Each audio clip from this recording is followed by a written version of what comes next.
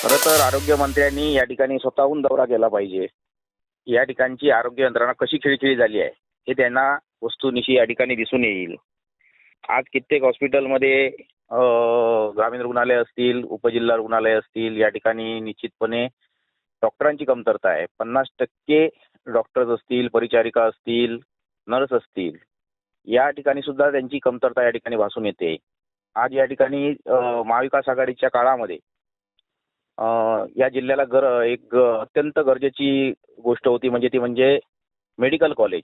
आणि हे medical college या महाविकास आघाडीच्या माध्यमातून त्यावेळी मंजूर झालं. परंतु आज हे कुठेतरी मेडिकल कॉलेज कुठेतरी बंद अवस्थेत पडणार की काय, अशी एक चिंता निश्चितपणे या सिंधुदुर्गवासियांना होते.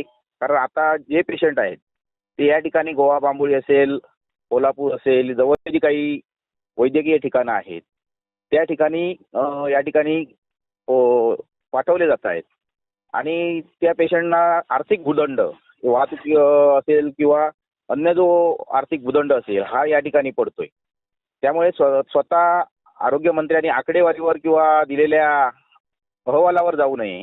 तर या ठिकाणी ज्याप्रमाणे आरोग्य यंत्रणा खिळखिळी झालेली आहे, आज औषध साठा कितपत आहे, औषध साठ्याची कमतरता या ठिकाणी भासते. औषध साठा सुद्धा कशा पद्धतीने त्या ठिकाणी गेल्यानंतर जे पेशंट या ठिकाणी औषध आणण्यासाठी जातात त्या ठिकाणी औषधं सुद्धा कमी आहेत. त्यामुळे नुसती आरोग्य यंत्रणा तोंडाने किंवा बोलून या ठिकाणी सुधारणार नाही, तर ती कृतीतून सुधारली पाहिजे. आज महाविकास आघाडीच्या माध्यमातून या ठिकाणी जे मेडिकल कॉलेज असेल, महिला बाल रुग्णालय असेल, या ठिकाणी जी रुग्णालय या जिल्ह्यामध्ये झालेली आहेत, महिला बाल रुग्णालय सुद्धा या ठिकाणी निश्चितपणे आमदार वैभवजी नाईक साहेब यांच्या प्रयत्नातून या ठिकाणी सुरू झालं. आणि हे सुरू झाल्यानंतर सुद्धा लोकांना चांगल्या सुविधा या ठिकाणी मिळू लागल्या. परंतु आता कुठेतरी या गोष्टी बंद पाडून एक खाजगीकरणाचा घाट आज आम्हाला दिसतोय की खाजगीकरण असणारे दवाखाने असतील, हॉस्पिटल्स असतील, यांना सपोर्ट करणारं शासन असं या ठिकाणी निश्चितपणे दिसून येते.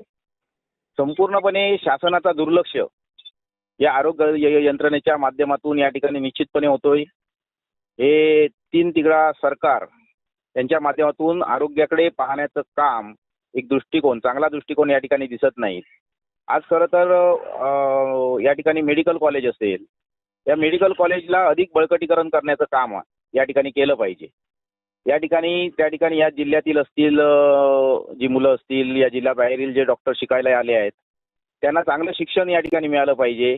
त्यांची चांगलं शिक्षण होऊन पहिली बॅच या 3 वर्षामध्ये या ठिकाणी जर बाहेर पडली तर या ठिकाणी प्रत्येक आरोग्य यंत्रणेला एक या ठिकाणी मजबूती मिळणार आहे.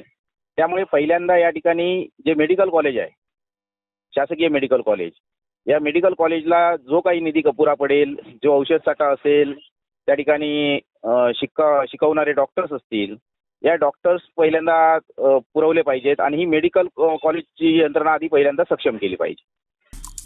आमचे दिवसभरातले सर्व अपडेट्स, ताज्या घडामोडी आणि थेट लाईव्ह पाहण्यासाठी सबस्क्राईब करा, लाईक करा कोकणचं नंबर 1 महा चॅनल कोकण 7 लाईनचं YouTube चॅनल.